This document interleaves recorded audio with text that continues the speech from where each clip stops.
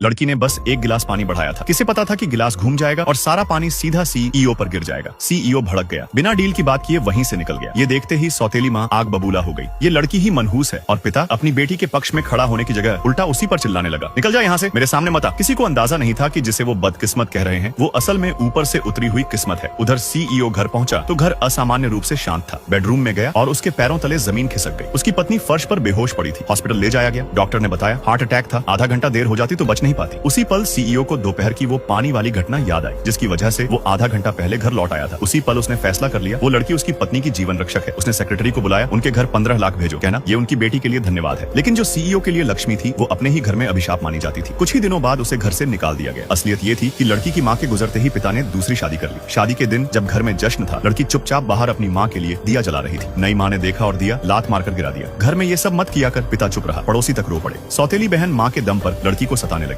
एक दिन लड़की को खेत में एक कीमती जंगली जिनसेंग मिला। वो खुशी खुशी पिता के लिए लाई। रास्ते में सौतेली बहन ने छीन लिया और माँ से बोली, देखो खेत में मिला आलू। पिता समझ गया ये आलू नहीं, कीमती जिनसेंग है। और उसी पल सौतेली बहन बन गई घर की भाग्यशाली बेटी। असल किस्मत खाने की मेज पर मांस तक नहीं छू सकती थी। उसी जिनसेंग की वजह से सीईओ से संपर्क बना और वहीं से सारी कहानी घूमकर फिर उसी पानी वाले सीन पर आ गई। सीईओ के लिए वो हादसा उसकी पत्नी की जान बचाने वाला पल था, पर पिता ने उल्टा समझा सब सौतेली बेटी की किस्मत है। 6 महीने में घर आलीशान हो गया, बंगला, गाड़ी, पैसा। गाँव वाले कहते ये लड़की तो पूरे गाँव की किस्मत बदल गई, पर घर के अंदर उसे अब भी इंसान नहीं समझा गया। एक दिन सौतेली माँ ने आरोप लगाया, ये लड़की नदी पर ले जाकर मेरी बेटी को मारना चाहती है। पिता ने बिना सोचे फिर से उसे घर से निकाल दिया। लड़की मजबूर होकर गरीब मौसी के घर चली गई। उधर जैसे ही वो घर से निकली आसमान काला पड़ गया। सौतेली माँ बोली, लो मनहूस चली गई, अब अच्छे दिन आएंगे। लेकिन तभी तेज बारिश शुरू हो गई। खेतों में सुखाई जा रही सारी जिनसेंग तूफान में उड़ गई। मजदूर भागने लगे, सब बर्बाद हो गया। पिता चीख पड़ा, सब उसी लड़की की वजह से। उधर मौसी के घर पैसे की तंगी थी। मौसा झुंझला गया। एक मुंह और बढ़ गया। सूखे का समय था, फसल नहीं बची थी। मौसा छिड़कर बोला, तू भी अपनी बहन जैसी किस्मत वाली है क्या? कह दे तो बारिश आ जाएगी। लड़की ने मासूमियत से कहा, अगर बारिश आ जाए तो। अचानक बिजली कड़की, घनघोर बारिश शुरू हो गई। मौसी का सूखा खेत जीवित हो उठा और उसी पल साफ हो गया। जिसे सबने मनहूस कहा वही असली लक्ष्मी थी।